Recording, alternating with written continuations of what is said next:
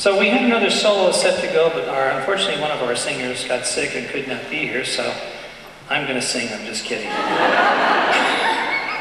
won't be in danger of that one. So the message today is one of love, and it has so much to do with this series of talks I've been giving on the evolution of God, and also where that evolution is taking us currently, and the things that love is demanding of us more and more every day. So to get you started on this subject, I've asked Reverend Liz Luoma to read to you from the front of the program something I wrote about love. Easter is a time for self-discovery. This Easter, Dr. Jim is telling the story of love and how it answers our every request. Love speaks to each of us in unconditional feelings of acceptance, forgiveness, and peace. If you listen, you can hear the presence of the divine in every word you speak, think, or invent. Your faith and confidence can lead to a great self-discovery. Each of us is on a journey of self-discovery. Each of us has an inner Christ consciousness guiding us along a pathway of love, peace, and joy towards a life waiting to be lived. This is the way of grace, and it begins by knowing that we are in this life, but not of it.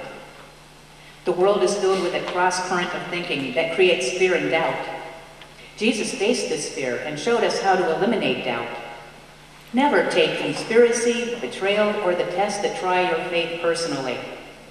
Even when you don't know what you're doing, the Christ consciousness within you does. Jesus trusted God, and so too must we. Thanks, Liz. That's very well read. So the whole concept of this movement of love within each person probably is not stellar in most people's minds, because most people aren't necessarily focused on love. Most people are focused on getting through the day, getting their job done, getting their chores done, getting their life together, so to speak. But one of the things that we know from studying religion and from looking at various religious experiences in all kinds of faiths is that love is the thing that transforms people. It transforms you into something quite different, quite uniquely different than what you currently are experiencing, if you're not expressing love in everything you say, everything you think, everything you invent. So it seems sort of antithetical to be so focused on love when people are going through so much pain many times, and so much suffering, so much unhappiness. And yet I would render to you that once you learn how to focus on love, and once you learn how to express love in your thoughts, in your concepts of each other, in your judgments, in your analysis, once you learn what love really is, then that love would begin to literally change the way you look, change the way you behave, change the way you talk, change the way you refer to others. It would change you entirely. And that is what this service is all about, is to offer you the possibility of something moving within you as a transformative power. So I began this whole series of talks talking about the feminine nature of spirit, and how in anthropological exploration of the last 70,000 years, almost all the representations it had to do with the nature of the divine was feminine in its expression up until about 10,000 years ago. And we began to see a shift into another way of thinking, and perhaps that shift came about as a result of people delving deeper into the consciousness of who they are. Much like our ancestors went into the caves and went deeper into the caves to keep experiencing a different kind or a different sense of self. Even Jung himself made that connection between this experience of spirituality and having to go deeper into oneself. But a lot of people won't go deeper into the self because it's scary there. It's dark. Not everything is well defined in the emotional life. And so when it's not so well defined, the tendency is to turn away from it. Look for things that are more permanent looking. But the one fallacy that most people don't get is that there is nothing permanent. It just looks permanent, but it's not permanent. And it's constantly changing. And if you don't go into the deep end of who you are, into that sense of self, then sometimes you will live only on the surface, and you'll experience this sense of doubt. And you'll say, where does that doubt, that fear, that anxiety sort of come from? And if we look into some of the philosophical and mythical ways of trying to explain that doubt, one of the first ones was Demeter and Persephone, the great Greek mythology about Demeter as being this beautiful, or Persephone, excuse me, being this beautiful woman who was supposedly kidnapped by Hades and taken into the underworld. But there's another version of that story. And the version is that actually Persephone went willingly with Hades, because initially Hades wasn't necessarily seen as hell. It was seen as sort of a staging area, much like Riverside is. I'm just teasing. Sort of a staging area where you could move into a higher expression of life, like living in Newport Beach. So, just wanted to make an analogy that you would get. But obviously, as things sort of demonize, which is a tendency in human behaviors to demonize that which we don't understand and we don't quite get. So we make up other stories and more stories.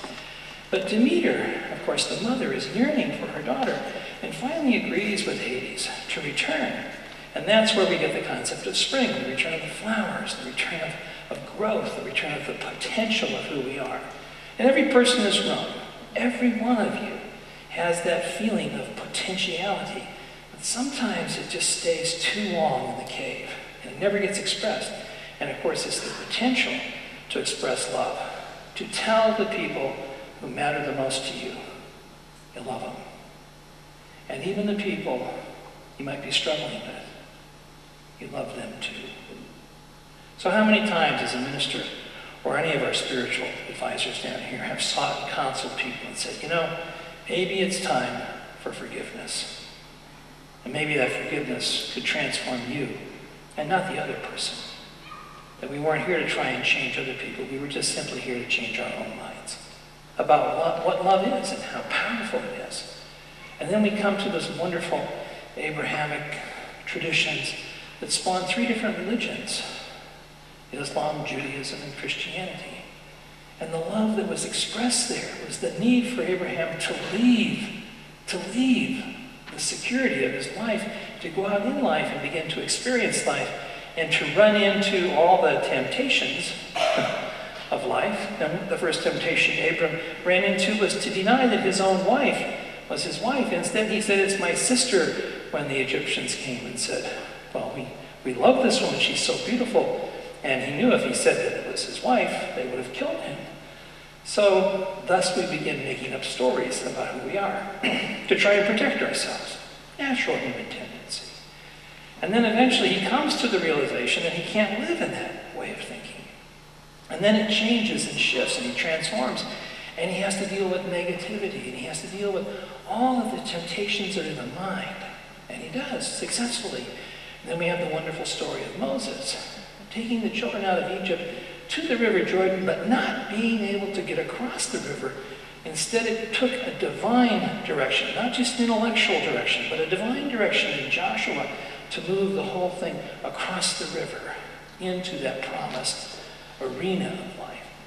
And that's what Joshua is, and Joshua and Jesus mean basically the same thing, a divine direction. Where are we going with this? Where are we heading with our lives? And so a lot of you have internal rivers that you won't cross. You won't go across those rivers because you're afraid of what's on the other side. And Moses made a classic, I don't know whether it would be a mistake, but when he sent spies across the River Jordan to investigate the promised land, they came back and they said, yeah, there's lots of good things, but there's lots of scary things there too. And so you can't go across if you're scared, because you're trying to protect yourself. You're trying to hold yourself in some state of being that won't transform or change. But you can't do it because life is constantly changing into something else. So it takes that divine direction to get across the River Jordan. So he crosses the River Jordan, and then we run into this amazing experience of Greek philosophy and this universality of life itself. You know, so much ballyhooed by Socrates. If Socrates ballyhooed, I guess maybe not. But Socrates, you know, preaching, sort of espousing that there's a universal presence here. And we're all sort of like coming out of it. And Plato's theory of ideas. There's one perfect human being, and we're all variations on that perfection. And so then we come to Aristotle, that skeptic of all skeptics, who said, you gotta prove this to me. So we have this constant story within the mind of each of you, because there's an Aristotle and a Plato And a Socrates is within each one of you. It's in your DNA. I told you before, it took 2 million relationships to get you here. Seriously, that's a fact. Over 2 million people had to decide to get together and procreate for you to be present today. That's amazing.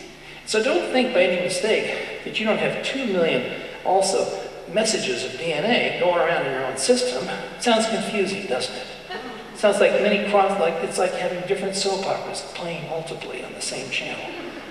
And that's how confusing it is to some people in their minds. But only one message is really, really clear. That is the message of love. That is the message that we must care about each other. We must follow the law of the Torah and follow that law in service to God in kindness, and in the great Buddhist traditions find that compassion for each other that passes any judgment we may have about the other person. Because I'll guarantee you this, no matter how angry you may be at somebody else, there was a reason for their behavior. And that reason is none of your business. So stop speculating. That reason is none of your business, but what is your business is to love them. What did Jesus say was the hardest thing to do? And he demanded that you do it. Love your enemies. I thought we should translate that into love the stinkers. It's hard to love the stinkers. It's hard to love people who are either bad to you or behaving poorly in life. But yet you have to learn how to do that. And you can't do that by simply hanging on to, well, I forgive you, but I don't forget. I forgive, but I don't forget. Meaning, I won't let go of the emotional energy around whatever it is that happened. But eventually, all that energy disappears anyway. Because you see, one civilization just fades into the next and fades into the next and fades into the next. And eventually, everybody forgets why they were angry in the first place. Why were we so upset?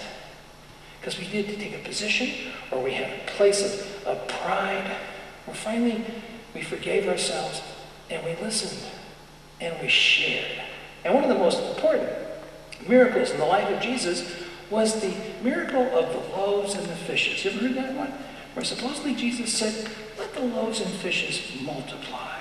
Well, in those days, people carried their food on their being in secret pockets in their garments. They had the unleavened bread folded up into big, large pockets with, smoked or dried fish. So everybody smelled the same. You couldn't tell if I had food or didn't have food. But when he said share, when he said multiply the loaves and fishes, what he really called into play was to share with each other. And people did. They brought out their food, and seemingly by a miracle. But what is the miracle except to share with others? That is really the miracle. If God just simply manifested it out of nothing, that wouldn't be a miracle. But the miracle would be a transformation of people's thinking so that they could share. And that's what this is all about. It's about sharing. And even when Jesus is supposedly being taken down the Via Dolorosa, or the place of such pain, he knew that he was perfectly protected, which is why the pain really wasn't about him. It was simply about humanity's misunderstanding. And there's a wonderful experience in many other stories about Jesus that often aren't published in that Bible. And so we have the Gospel of Judas, which was published a number of years ago, where Judas was explaining that Jesus asked him to betray. Asked him. And so we have another version of that story. So Jesus said, if you don't ask, if you don't tell them who I am and where I'm at, you won't be betraying me, because betrayal is what people understand, and they have to grow from it. They have to forgive. They have to forgive. So you'll be the most hated man in the whole world because you betrayed me, but you didn't really. You simply fulfilled your role. I'll say that again. You simply fulfilled the role you were created to play. Just like each one of us is fulfilling a role, we were all created to play in each other's lives. And so that whole experience of Gethsemane, which is one of the most amazing stories, is Jesus supposedly leaves the Last Supper, and he has his disciples, some of them, to go with him and pray with him. And what do the disciples do? They fall asleep. They're asleep. And he admonishes them, can't you even stay awake? And no, we're too tired to pray. And so he admonishes them until he finally realizes this isn't about them. This is about him following through with love to prove there is no death. This isn't about death. This is to prove there is no death. The whole regeneration process, that whole thing that began 70, 80,000 years ago with observations of the moon disappearing for 3 days and the regeneration of life itself and the notification to people's hearts that life is regenerating itself even as I speak to you right now. And it has nothing to do with religion. It has everything to do with spirituality, which is why this message is so important. Not to be just about religions, but with about truth. And what is that truth? It's the truth that says that the most important quality besides love is peace. That we have to learn how to live in peace. So we have invited some fabulous scholars today to speak prayers of peace simultaneously coming at you. And I guarantee you, if there's a dry eye in the house, we need to have a talk. Why? Because if you hear it, if you really hear it, it's a cry. It's a cry for one thing that Jesus kept calling others to do, to love one another. As a matter of fact, when we're putting together the concept for this service, my wife Patty suggested a song, because Patty's an old hippie. Excuse me, she's not an old hippie. She's a young hippie. But she loves the concept of the song by England Dan, did I get that right? And John Fortbully, Love is the Answer. And in the song, it says, light of the world, shine on me. Love is the answer. And then he gets to this place, he says, when you're feeling afraid, love is the answer. When you're feeling alone, love one another. Excuse me. You're right, love is the answer. Love one another. Let me get that right. Let me start over again. Everybody say, love one another. When you're feeling afraid, when you're feeling alone, when you're feeling sad, when you're feeling the spirit of life. So you will hear that in this song, because it's a call. It's a call to action. And any salesmen in the house? You got to have a call to action, don't you? Because you can't close the deal without a call to action. The call to action is love. Love one another. Love, is that right? Yes, I got that. It's always good to have smart people behind you, too. So when we're loving each other, and we fall into that expression of love, then we can rise. And I'm telling you, the resurrection is not about other things happening. It's about you happening. It's about your life resurrecting itself, becoming something different, transforming. And one final thing I want to say about this whole story. The people who found Jesus after the resurrection were women. The feminine returns were women. And it was interesting because the women had a hard time convincing the men that this had happened. Has anything changed? Something is new here. You need to go see this. They didn't believe, and then finally they did see. Men are always the last to know. But we are the first to act in love. Men, you need, and I need, to act in love. Always. And women, you need to help us by reminding us to stay in love, and not in judgment, and not in analysis, and not in fear, but in love.